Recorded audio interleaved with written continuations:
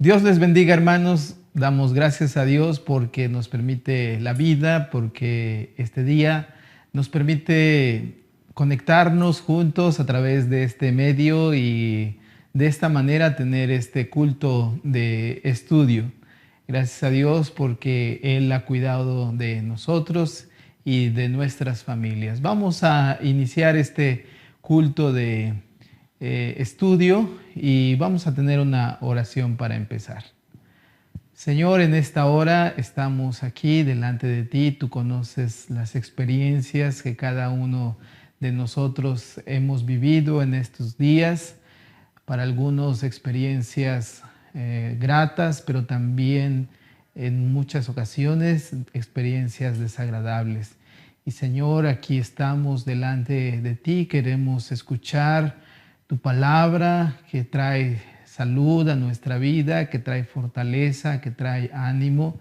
Ayúdanos para que podamos escuchar atentamente lo que tú nos dices para cada uno de nosotros, Señor.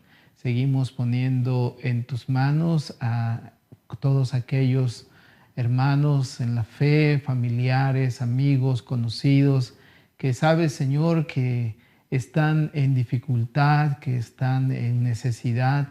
Señor, que tú les animes, que tu gracia poderosa se siga manifestando en cada corazón, en cada vida, y tú les levantes. Señor, en esta hora, guíanos, Señor, para que al estudiar tu palabra, tu Santo Espíritu nos dirija. En tus manos nos ponemos, en el precioso nombre de Cristo Jesús, nuestro Señor. Amén. Hermanos, vamos a cantar un himno antes de iniciar el estudio del pasaje que hoy nos corresponde. Este himno se titula La mano de Dios. Y creemos eso, hermanos. La mano de Dios está entre nosotros. Dios está con nosotros. Vamos a cantar este himno. Ustedes lo podrán ver ahí en su pantalla. Es un himno que está en el himnario de 1000 voces para celebrar. Cantemos, hermanos.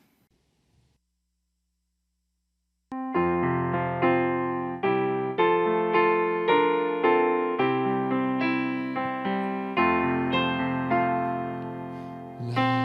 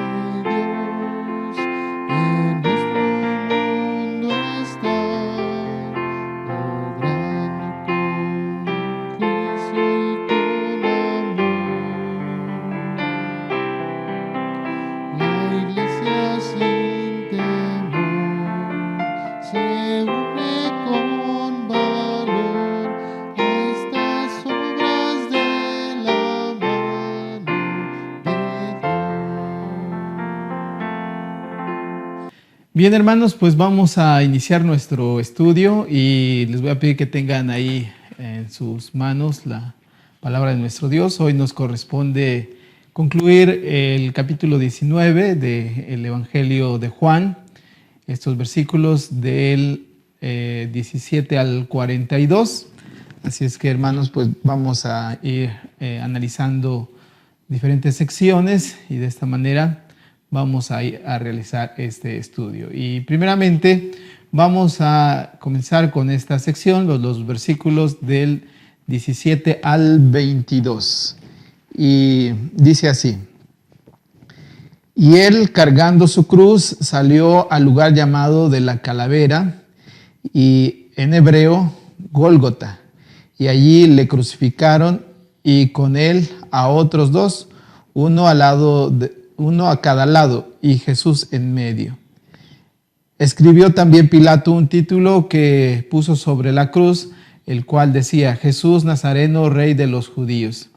Y muchos de los judíos leyeron este título porque el lugar donde Jesús fue crucificado estaba cerca de la ciudad, y el título estaba escrito en hebreo, en griego y en latín.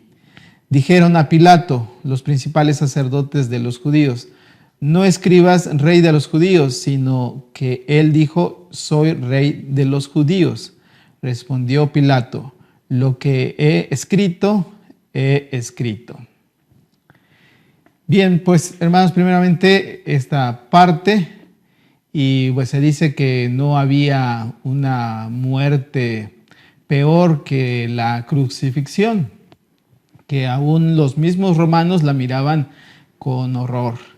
Se dice de un tal Cicerón que declaraba que era la más cruel y aterradora muerte. También otro personaje llamado Tácito dijo que era una muerte denigrante. Fue en su origen un método que utilizaban los persas para la ejecución de los criminales. Tal vez estas personas, estos persas, lo hicieron así porque pensaban que la tierra era sagrada y no querían contaminarla con el cuerpo de un criminal, así que lo clavaban en una cruz y lo dejaban ahí morir simplemente. La crucifixión no era el método de ejecución que se seguía en Roma. Sin embargo, en diferentes provincias era algo que se solía aplicar sobre todo a los esclavos. Era inconcebible que este tipo de muerte se le aplicara a un ciudadano romano. Y cito aquí a lo que decía Cicerón: es un crimen atar a un ciudadano romano, todavía un crimen mayor apalearle, es casi como cometer un asesinato. ¿Y qué podría decirse de crucificarle? Acción tan nefasta no se podía describir con palabras porque no tiene calificativo, era lo que decía esta persona. Y bueno, pues fue esa muerte la más terrible muerte en el mundo antiguo, que se reservaba, como ya dije, para los peores esclavos, para los peores criminales y los esclavos. Esta fue la muerte que sufrió nuestro Señor Jesucristo. Y bueno, el procedimiento para la crucifixión, esta rutina que siempre se seguía, después de celebrarse el juicio y de que la persona era condenada como criminal por el juez que pronunciaba entonces la sentencia de ir a la cruz, el veredicto se llevaba a cabo inmediatamente y se ponía al condenado en medio de una compañía de 4 soldados. Se le colocaba en el travesaño de la cruz sobre los hombros, y era una costumbre también el azotarle antes, como ya lo hemos visto anteriormente, de una forma terrible, que la espalda era prácticamente hecha trizas, y era pues común y corriente que se le siguiera azotando a lo largo de todo el camino para que siguiera adelante, o si se caía, pues de esta manera se le golpeaba y se le forzaba para que pudiera llegar al lugar de la ejecución. Y bueno, delante de él iba un oficial con un cartel en el que se podía leer el crimen por el cual esta persona era condenada. Y se le conducía, se dice, por la mayor posible de calles, y de esta forma, bueno, se hacía por dos razones. El que se le hiciera recorrer diferentes calles eran por dos razones. La primera era para que el mayor número de personas vieran el castigo tan ejemplar, pero también por otro lado había pues un poco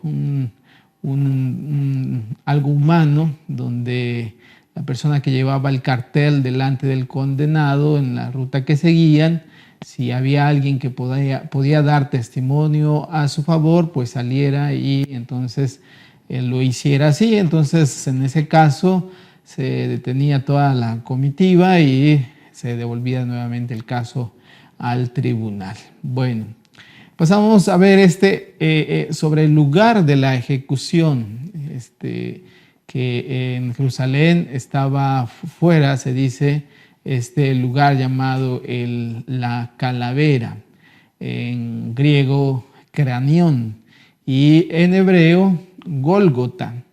Bueno, ustedes pueden ver ahí en este mapa donde estaba ubicado más o menos este lugar, que como ya se menciona, dice, estaba fuera de la muralla porque no era legal crucificar a nadie dentro de los límites de la ciudad. No se sabe absolutamente con certeza dónde estaba este lugar. Hay varias sugerencias para explicar el nombre, que es lugar de la calavera. Y bueno, se cuenta que se llamaba así porque estaba enterrado ahí la calavera de Adán. Y bueno, otra sugerencia es que también aquel lugar estaba lleno de cadáveres, de cráneos de los que eran crucificados, pero esto es muy poco probable, porque según el derecho criminal romano, el criminal tenía que permanecer crucificado hasta morir de hambre o de sed o de lo que fuera, una tortura que a veces duraba días, pero la ley judía establecía que el cuerpo del criminal se tenía que bajar de la cruz y tenía que enterrar por la tarde. En la ley romana el cuerpo pues no se enterraba, como ya mencionaba, sino que se dejaba ahí a la intemperie para los buitres, para los perros, para que acabaran con el cuerpo. Pero eso había sido ilegal, eso no era lo que hacían los judíos. Entonces por eso no se concibe que en este lugar hubiera cráneos, hubiera los huesos de estas personas que eran crucificadas ahí. Lo más probable, dicen algunos, es que este lugar llevara ese nombre porque era una colina que tal vez tenía una cierta apariencia como de una calavera. En cualquier caso, era un lugar, pues diríamos, idóneo para las cosas tan horribles que se realizaban ahí, de crucificar a las personas. Bueno, así es que Jesús pues salió, como ya lo mencioné, destrozado por los golpes que había recibido en la espalda, y bueno, todavía así llevando su cruz hasta el lugar donde debería de morir. Bien, en este pasaje hay dos cosas que no debemos pasar por alto. Y una de ellas es el cartel que se puso en la cruz de Jesús, donde estaba inscrito en hebreo, en latín y en griego. Ustedes pueden ver ahí este cartel en su pantalla. Y bueno, estas eran las tres grandes lenguas de aquel tiempo y que representaban también a tres naciones. Y bueno, en el plan de Dios, todas las naciones tienen algo que enseñar al mundo. Y bueno, se dice que estas tres naciones hicieron sus grandes aportaciones al mundo y a la historia. Grecia, se dice, enseñó al mundo la belleza de la forma y del pensamiento. Por otro lado, Roma enseñó al mundo la ley y el gobierno. Y bueno, y en tercer lugar, Israel enseñó al mundo la religión y el culto único al Dios verdadero. Bien, pues en Jesús vemos la consumación de estas tres cosas, podríamos así verlo. En él estaba la suprema belleza y el pensamiento más elevado acerca de Dios. En él estaba también la ley de Dios y el reino de Dios, y en él estaba la verdadera imagen de Dios.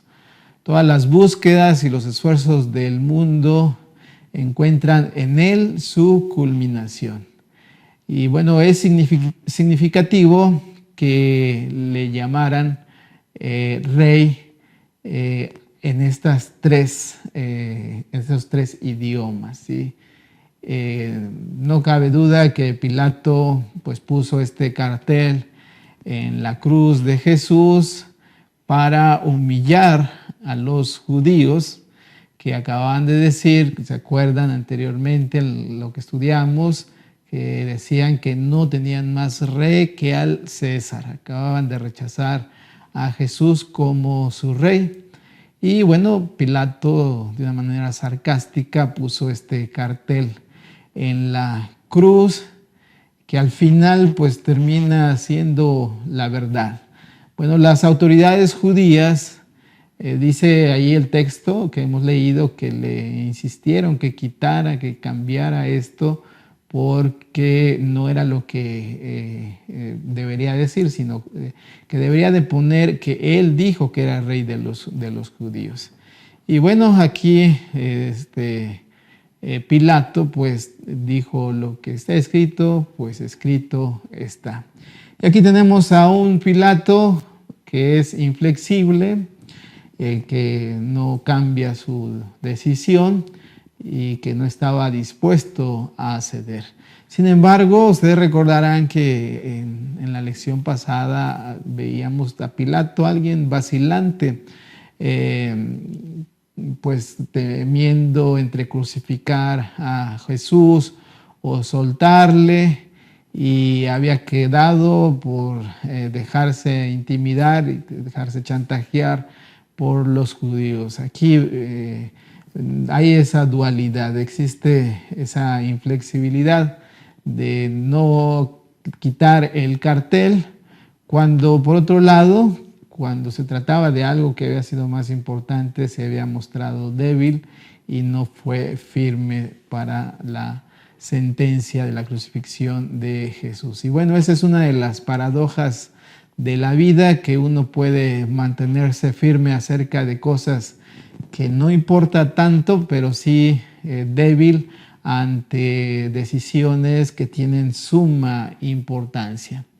Y si Pilato hubiera resistido a las tácticas de los judíos y no les hubiera concedido hacer caso a su voluntad, pues probablemente este hombre habría pasado a la historia como alguien que fue, pues, no se dejó influenciar. Pero como se cometió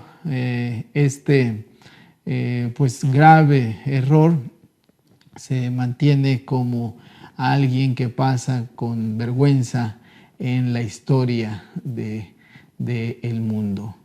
Pilato, podríamos decir, aplicó mal y tarde su autoridad. Bien, pasamos ahora a esta siguiente sección, los versículos 23 y 24, y dice así: cuando los soldados hubieron crucificado a Jesús, tomaron sus vestidos, hicieron 4 partes, una para cada soldado. Tomaron también su túnica, la cual era sin costura, de un solo tejido de arriba a abajo. Entonces dijeron entre sí: no la apartamos, sino que echemos suerte sobre ella a ver de quién será. Esto fue para que se cumpliese la escritura que dice: partieron entre sí mis vestidos y sobre mi ropa echaron suertes. Y así lo hicieron los soldados. Bueno, ya habíamos mencionado que Jesús en este camino a la crucifixión iba acompañado de una guardia de 4 soldados. Esto era lo común, que conducían entonces al reo a la ejecución. Y bueno, una de las pagas de esos soldados pues eran las ropas del reo, la vestimenta del reo. De esa manera ellos recibían pues algún beneficio. Y bueno, los judíos se dice que solían ponerse 5 artículos: su calzado, su turbante, su cinto, su cinturón, pues diríamos, su túnica y su manto exterior, ¿sí? Y bueno, recuerden, eran 4 los soldados y había 5 artículos a repartir. Así es que jugaron la suerte. Lo común que se hacía era a través de los dados. Para esta túnica que quedaba sin repartirse, porque recuerden que eran 5 artículos y la túnica, bueno, entonces esa tuvieron que sortearla. Y bueno, se habla de que esta túnica era completa, sin costura, tejida de una sola pieza. Y bueno, cortarla en 4 piezas no habría servido de nada, así es que, como ya lo mencionaba, pues echaron suerte a través de los dados. Y bueno, no hay escena pues que refleje más claramente la indiferencia en cuanto a lo que estaba sucediendo con alguien que estaba muriendo en la cruz y cómo así se le pagaba a Jesucristo, y refleja cómo el mundo es indiferente a Cristo. El mundo, así es como el mundo le paga a Cristo. Allí en aquella cruz Cristo estaba pues en agonía, y veamos esto, y al pie de la misma cruz los soldados estaban echándose suertes por esta vestimenta, como si nada estuviera pasando. Se dice que un artista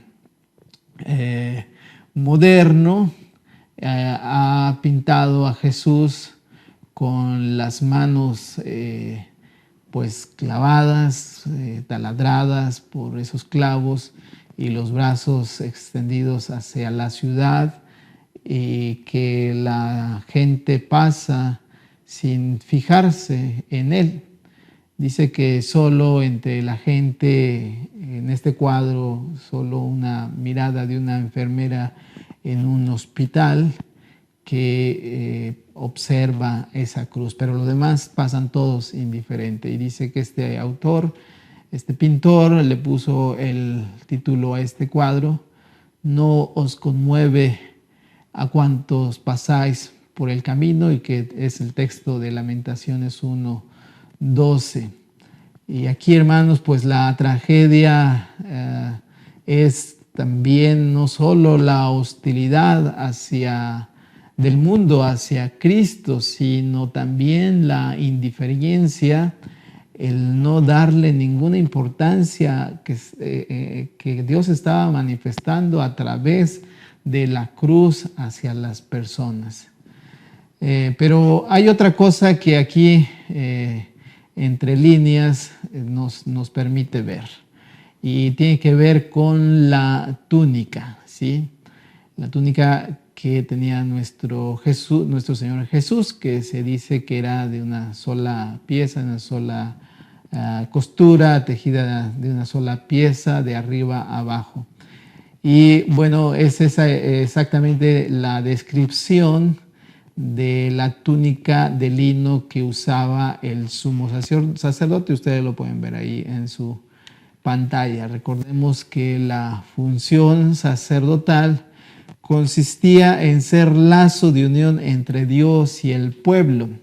La palabra en latín para sacerdote es pontifex, que quiere decir el que hace de puente, porque su función era precisamente la de ser intermediario, ese puente entre Dios y los seres humanos.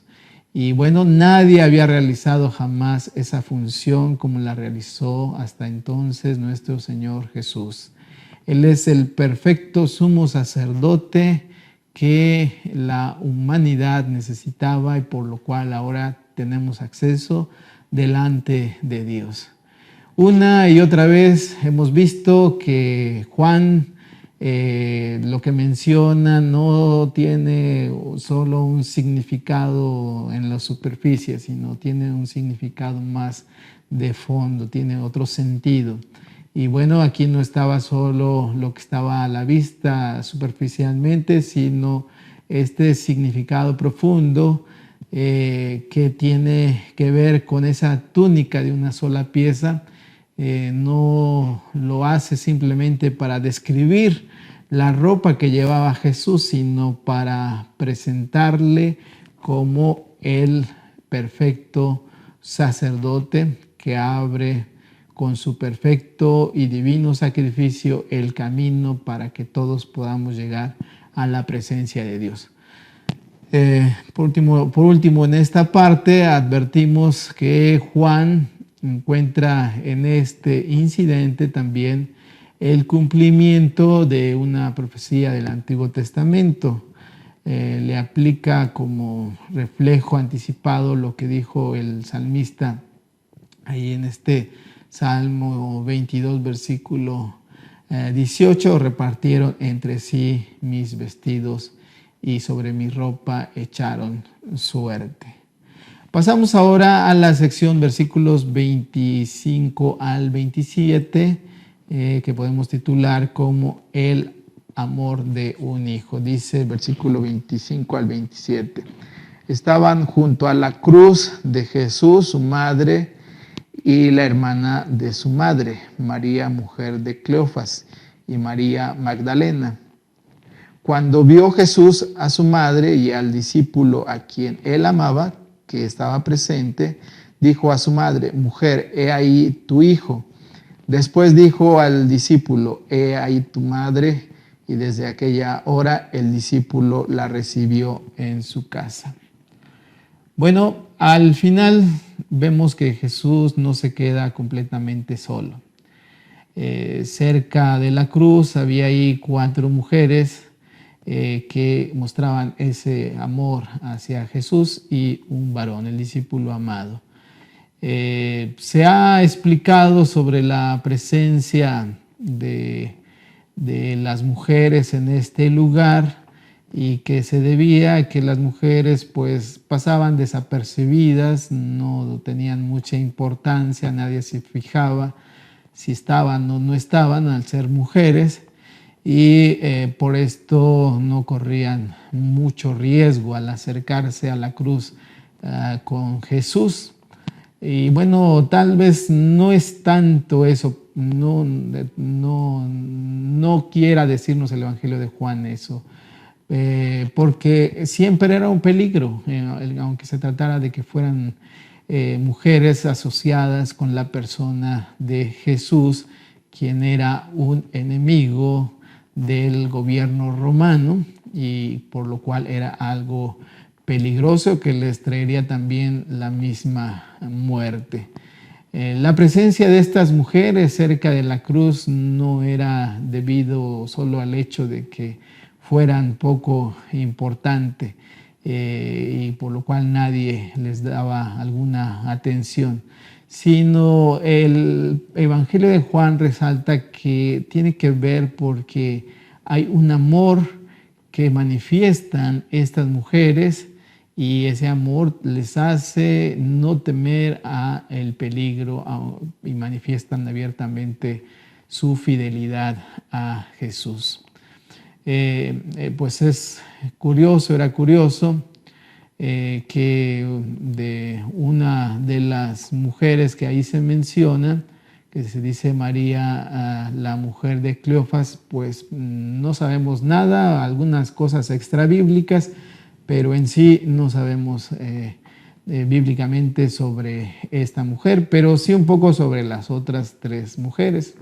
Y bueno, primeramente, ustedes pueden ver, ahí se habla de que estaba María, la madre de Jesús. Y bueno, puede que no llegara a comprenderlo todo, porque pasaban todas estas cosas, pero sí lo que manifiesta es un amor total. Su presencia allí era la cosa, pues diríamos, muy natural del mundo para una madre. Puede que Jesús fuera un criminal a los ojos de la ley, pero era su hijo. El amor de todas estas madres está representado en María al pie de la cruz. Y bueno, en segundo lugar estaba, ahí también se menciona a la hermana de María, la madre de Jesús. Juan no la nombra, pero si nosotros revisamos los pasajes paralelos, vamos a encontrar que se trata de Salomé, la madre de Santiago y de Juan. Esto ustedes lo pueden ver ahí en Marcos 15:40 y en Mateo 27:56. Y bueno, lo curioso es que Jesús le había dirigido una serie de palabras de reprensión. ¿Se acuerdan cuando fue a Jesús para pedirle que a sus hijos les concedieran el uno a su derecha y el otro a su izquierda cuando viniera en su reino? Y bueno, Jesús le dio una reprimenda, le dijo que estaba equivocada y que no era lo correcto. Bueno, esta mujer, pues que Jesús había reprendido, es curioso porque estaba ahí al pie de la cruz y su presencia pues refleja esa honra. Nos la muestra como una mujer que era lo suficientemente humilde para aceptar la reprensión y seguir amando con la más completa devoción. Y aquí pues encontramos esa lección, ¿verdad? A veces no queremos que se nos regañe, que se nos exhorte y apenas nos dicen algo y ya a veces nos dicen un regaño en la iglesia y entonces decimos ya mejor ya no voy a la iglesia. Aquí vemos cómo esta mujer, a pesar de esta reprensión, se mantiene de pie en la cruz y nos muestra, vuelvo a decir, esta lección de cómo recibir una corrección, no actuar de una manera incorrecta e inmadura y pues aprender. En este tercer lugar se habla entonces también de esta otra mujer que estaba ahí, que era María Magdalena. Y bueno, todo lo que sabemos de ella es que Jesús la había liberado de 7 demonios. Esto lo menciona en los pasajes paralelos de Marcos 16:9 y Lucas 8:2. Y bueno, esta mujer pues no olvidó lo que Jesús había hecho por ella, por eso este amor tan grande y que le manifiesta estando ahí al pie de la cruz. Tal vez el lema, diríamos, de esta mujer, de esta María, sería: jamás olvidaré lo que hizo por mí. Y así también nosotros, hermanos, jamás olvidemos lo que Jesús ha hecho por nosotros. Y bueno, en este pasaje hay algo que es una de las cosas más pues encantadoras, diríamos, de todo lo que nos relata la historia evangélica, que fue que cuando Jesús vio a su madre. Ahí podemos entonces considerar este punto, cuando Jesús vio a su madre. no pudo por menos de pensar en los días que vendrían para ella, no iban a ser fáciles. Y bueno, no se la podía confiar a sus hermanos porque hasta ese entonces parece que ellos aún no creían en él. Y esto lo pueden ver ahí en el Evangelio de Juan, capítulo 7, versículo 5.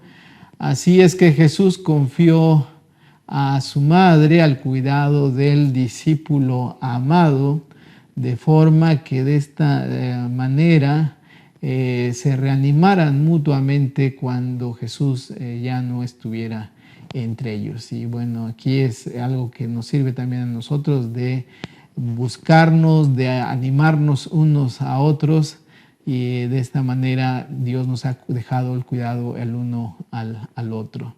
Hay algo infinitamente conmovedor en el hecho de que Jesús, en la agonía de la cruz, cuando estaba pues en este momento de soledad, de dolor, de sufrimiento, no deja de lado su responsabilidad, su deber como hijo, y piensa en su madre y piensa entonces en qué es lo que puede y debe hacer para bien de su madre, ¿sí? Decía, a pesar de que estaba en una fuerte batalla, imagínense, en la cruz y un fuerte dolor, no se olvidó de la cosa más sencilla que le concernía y que era a su madre. Aquí igual, hermanos, la lección es: no olvidemos nuestras responsabilidades como hijos hacia nuestros padres, ¿sí? Y bueno, volvemos a ver este hecho. Hasta el final de su vida, nuestro Señor Jesucristo no pensaba en Él, sino pensaba en el dolor de los otros, de los que estaban cerca de Él, y por eso dice estas palabras de encomendar a su madre al discípulo amado. Bien, ahora la sección 28 al 30, el final triunfal. Dice así: después de esto, sabiendo Jesús que ya todo estaba consumado, dijo, para que la escritura se cumpliese: tengo sed. Y estaba allí una vasija llena de vinagre. Entonces ellos empaparon en vinagre una esponja y poniéndola en un hisopo se la acercaron a la boca. Cuando Jesús hubo tomado el vinagre, dijo, consumado es, y habiendo inclinado la cabeza, entregó el espíritu. Bueno, en este pasaje Juan nos coloca frente a dos cosas acerca de Jesús. Y bueno, primeramente nos pone cara a cara con relación al sufrimiento humano. Cuando Jesús estaba en la cruz, pues experimentó, dice ahí el texto, ¿verdad?, que tuvo sed. Cuando el evangelista Juan estaba escribiendo este evangelio, que era aproximadamente, ya lo hemos dicho varias veces, 95 a 100, después de nuestro Señor Jesucristo, había surgido una corriente ideológica, una tendencia dentro del grupo cristiano, dentro de los cristianos, que se llamaba el gnosticismo. Una de sus doctrinas básicas era que el espíritu es totalmente bueno y la materia totalmente mala. De ahí que ellos deducían pues ciertas conclusiones que tenían que ver entonces que si Dios era tendría que ser espíritu, porque de ninguna manera podía asumir un cuerpo material, porque lo material, recuerden, era malo. Y por lo tanto estos gnósticos enseñaban que Jesús no tenía un cuerpo de verdad, sino que solo se trataba de una especie como de fantasma. De ahí pasaban a decir que Dios no sufrió verdaderamente en la cruz, sino que pues fue solo una apariencia, pero en realidad no padeció ningún dolor.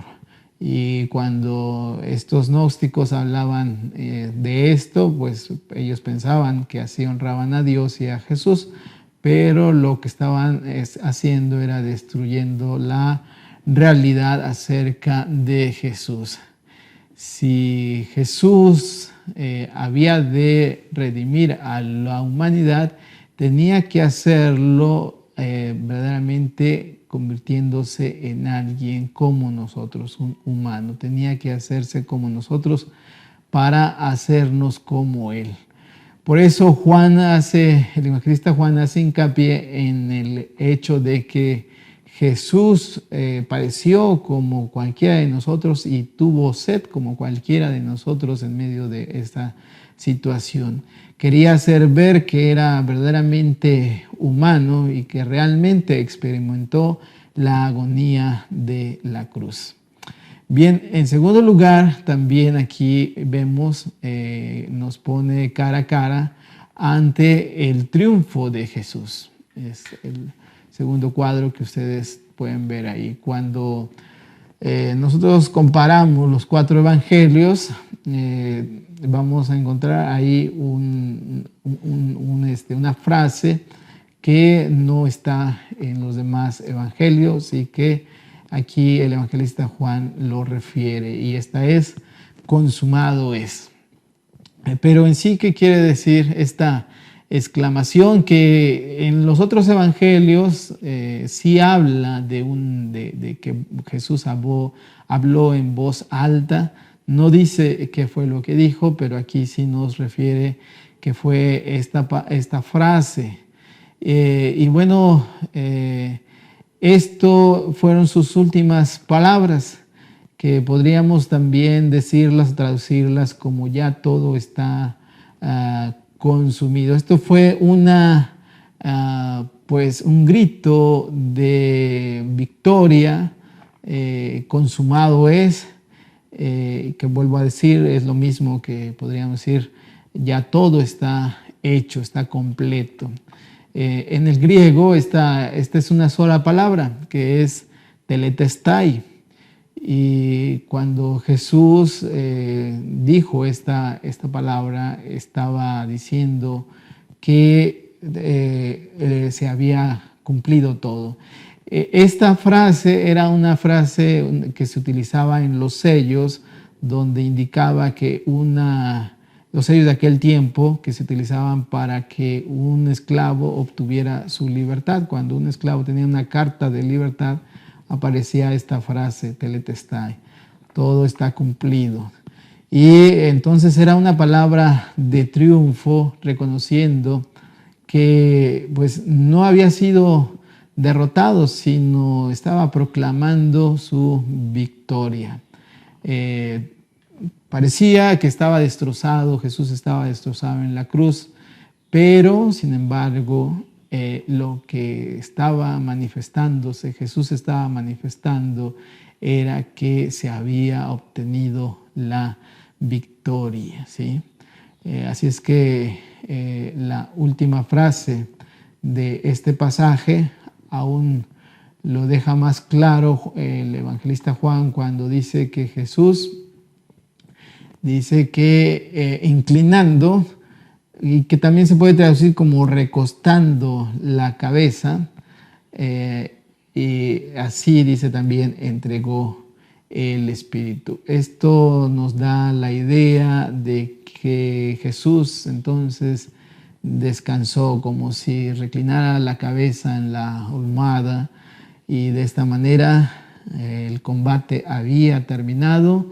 Y aunque la cruz había sido algo muy doloroso, sin embargo se termina con esta victoria y en el descanso, como diciendo: se ha completado la tarea y ahora me encuentro contento y en paz. Así también nosotros, hermanos, sigamos adelante en la tarea y sigamos esforzándonos. Llegará el momento en que digamos: ahora nos toca descansar.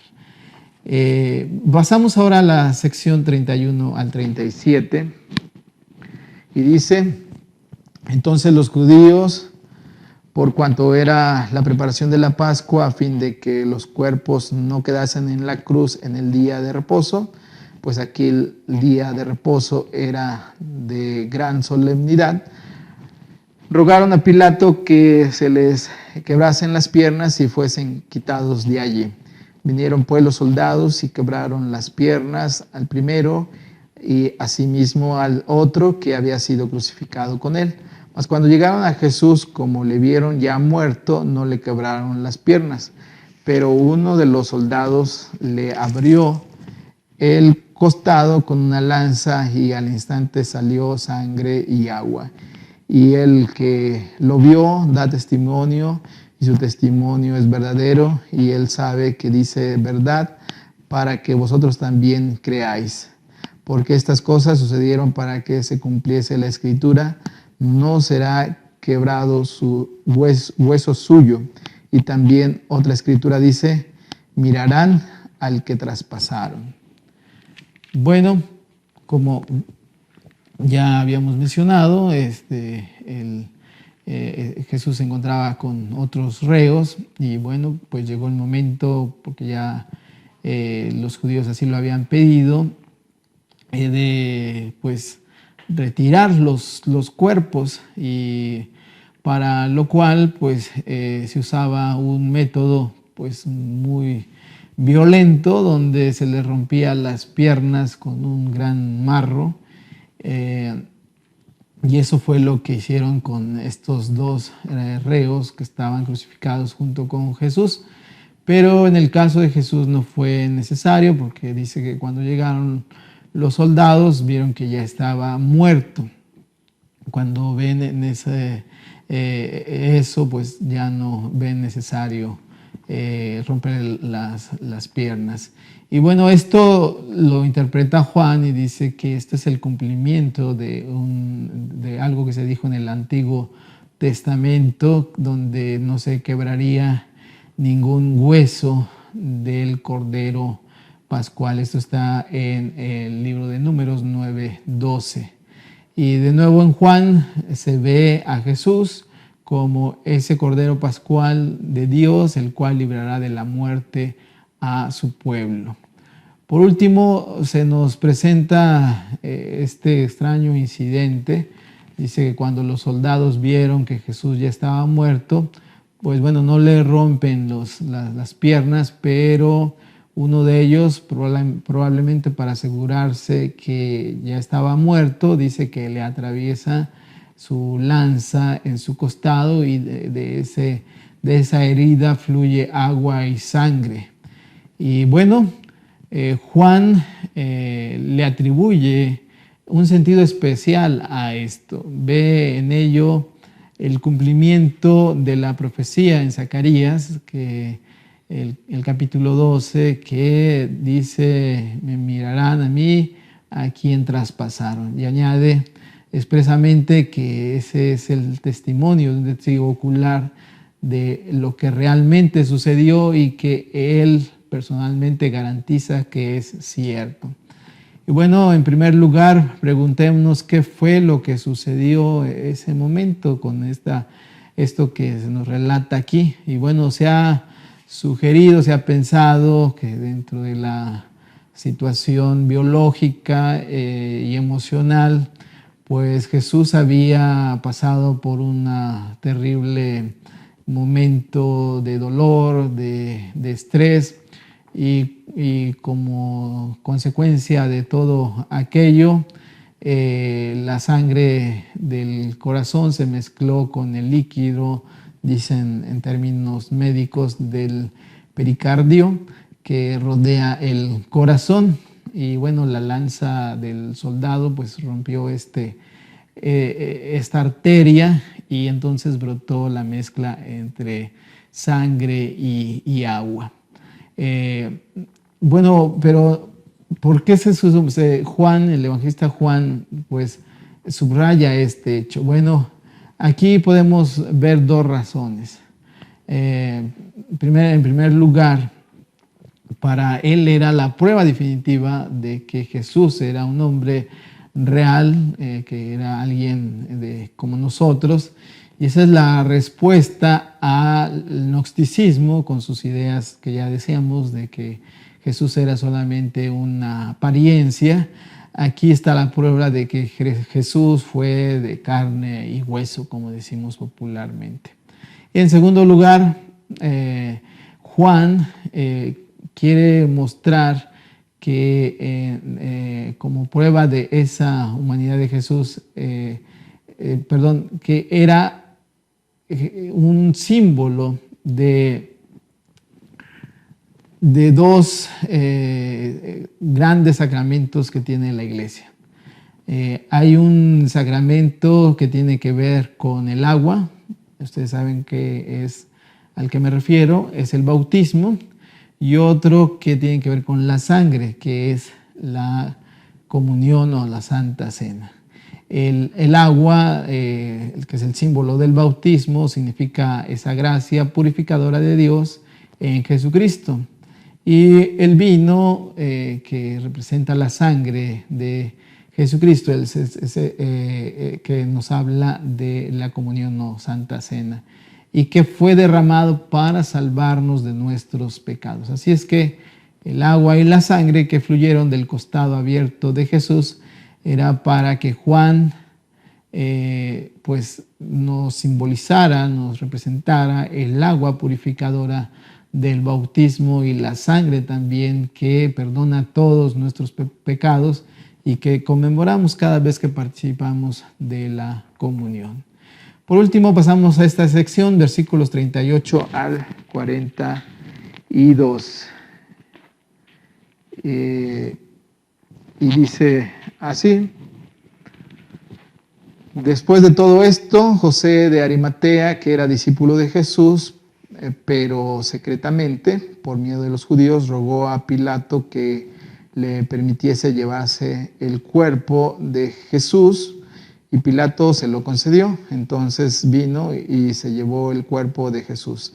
También Nicodemo, el que antes había visitado a Jesús de noche, vino trayendo un compuesto de mirra y de óleos, como 100 libras. Tomaron pues el cuerpo de Jesús y lo envolvieron en lienzos con especias aromáticas, según es costumbre sepultar entre los judíos. Y en el lugar donde había sido crucificado había un huerto, y en el huerto un sepulcro nuevo, en el cual aún no había sido puesto ninguno. Allí pues, por causa de la preparación de la Pascua de los judíos y porque aquel sepulcro estaba cerca, pusieron a Jesús. Bien, pues aquí en esta parte Jesús ya había muerto, y pues lo que quedaba por hacer era darle sepultura y hacerlo deprisa, porque ya estaba por empezar el sábado, y el día sábado para un judío es un día en que no se debe de hacer nada. Los discípulos de Jesús pues eran gente pobre y no podían tener un lugar digno para enterrar a su maestro, pero estos dos hombres se hicieron cargo. Uno de ellos ya se menciona aquí, es José de Arimatea, y pues se dice de él que había sido un discípulo, pero de una manera pues no abierta. Era un hombre importante, miembro del Sanedrín, y pues hasta entonces, como ya mencionaba, pues se mantenía en secreto su acercamiento hacia Jesús, su identificación con Jesús. Y el otro pues era Nicodemo, y bueno, la costumbre de los judíos era envolver los cadáveres en tela de lino y ponerles especies aromáticas, y bueno, Nicodemo trajo esas especias para el entierro de un rey. Así es que José de Arimatea le dio la tumba, y bueno, Nicodemo le dio la ropa y el perfume, las especies aromáticas para el entierro. Pero aquí vamos a ver una situación trágica y también una que nos habla de la gloria. Primeramente, esta situación trágica. Tanto Nicodemo como José de Arimatea, ya mencionaba, eran miembros del Sanedrín y eran discípulos secretos de Jesús, no abiertamente. Y bueno, tal parece que estos importantes hombres que pertenecían al Sanedrín, pues recuerden que el Sanedrín estuvo a cargo del juicio y la condenación de Jesús. Tal parece que no intervinieron fuertemente, o si lo hicieron, pues no fue tan relevante o tan firme o tan determinante. Y bueno, no sabemos exactamente cómo fue su actuar en medio de este Sanedrín, pero si ellos se mantuvieron escondidos, intimidados, pues la decepción que tendría Jesús. Pero si ellos trataron de defender a Jesús, pues fue muy alentador para Jesús. No lo sabemos en realidad, pero Jesús y Nicodemo, lo que sí sabemos es que estaban intimidados, no estaban abiertamente hacia Jesús, o sea, hacia seguir a Jesús, manifestar que se identificaban con Jesús. Y bueno, todos dejamos muchas veces los tributos para cuando se ha muerto la persona. Cuanto más grande habría sido la lealtad en vida que una tumba y un ciudadano dignos de un rey. Por eso se dice que pues es mejor dar cuando alguien está con vida, ¿sí? Dar esas palabras de afecto, de aprecio, y ya no cuando dar muchos elogios, muchas bonitas palabras ya cuando están muertos, que muchas veces es lo que pasa. En segundo lugar, aquí hay también lo que ya mencionaba, la gloria, ¿sí? La muerte de Jesús había hecho que José de Arimatea y Nicodemo, quienes habían sido esos discípulos de la secreta, ahora estaba esto cambiando, ¿sí? En cuanto Jesús murió, José se olvidó de sus temores y fue a dar la cara ante Pilato y pedir su cuerpo.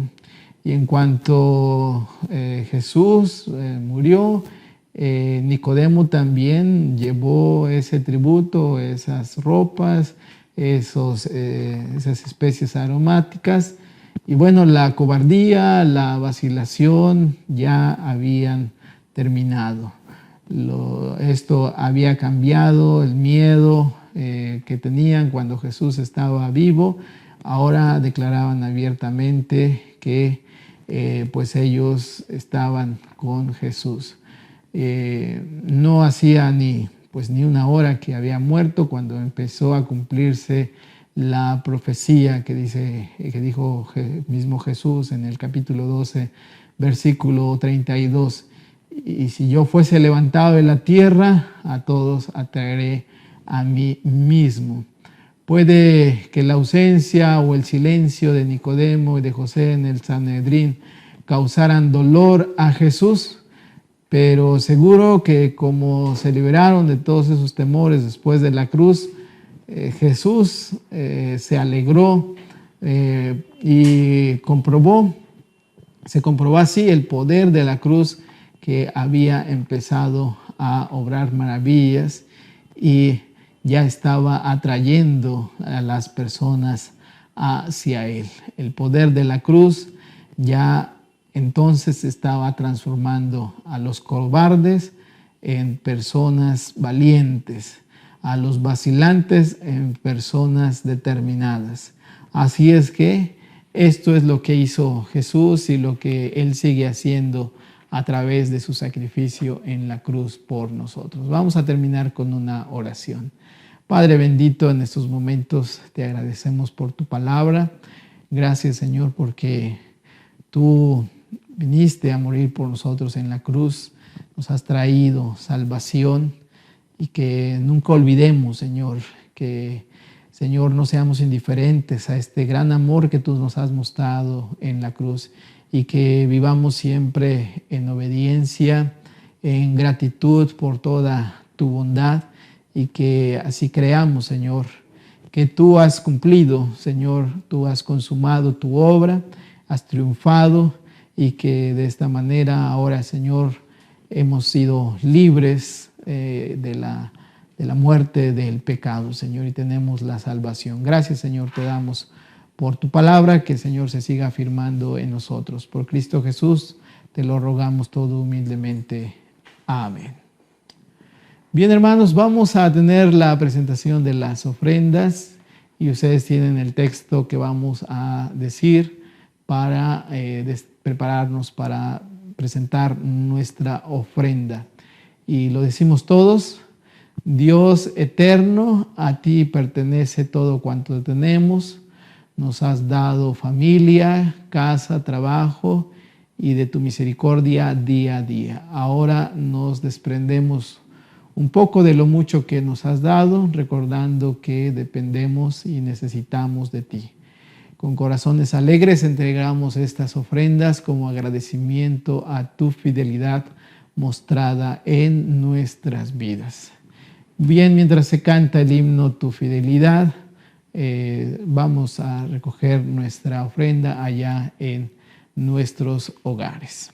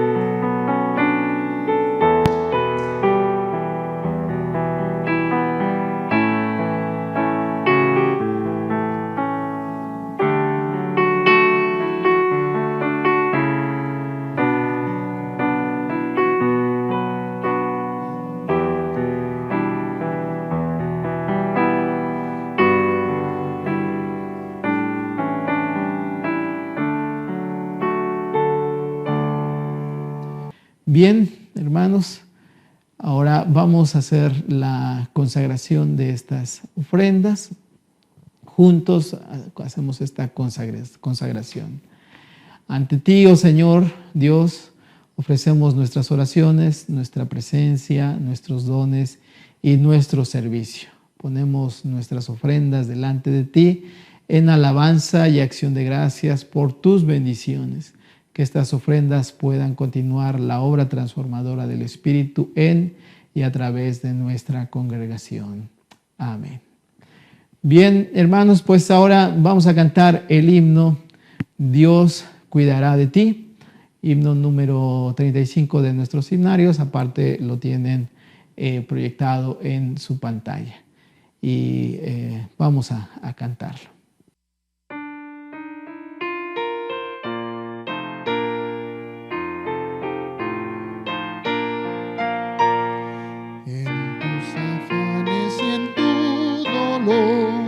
Dios cuidará de ti, vive amparado en su inmenso amor, Dios cuidará de ti, Dios cuidará de ti y por doquier contigo irá, Dios cuidará de ti, nada te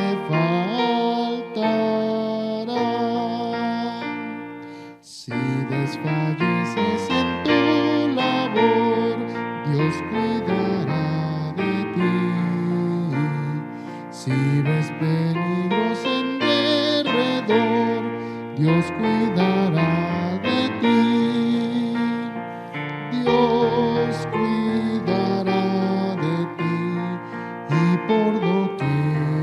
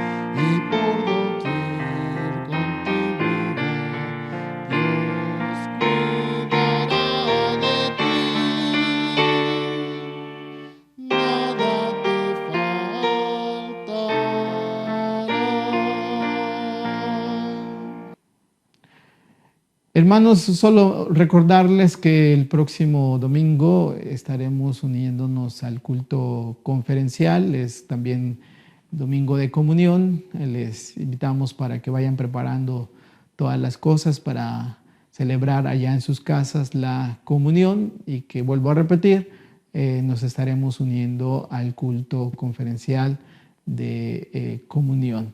Hermanos, vamos a terminar nuestro estudio con este envío y bendición que ustedes van a ver ahí en su pantalla. De esta manera concluimos nuestro estudio. Que Dios les bendiga. Vayan en paz, hermanos y hermanas. Dios guía nuestros pasos. Confiamos en que Dios va a nuestro lado. Vayan y construyan en este mundo el reino de Dios. Caminamos unidos anunciando las buenas nuevas del reino. Vayan sin temor, que Dios va delante de ustedes. Sin temor, caminamos porque Dios es el guía de nuestro andar. Y ahora, Señor, que tu bendición, la bendición de Dios el Padre, el Hijo y el Espíritu Santo nos acompañe y nos guarde hoy y siempre. Por Cristo Jesús lo rogamos todo humildemente. Amén.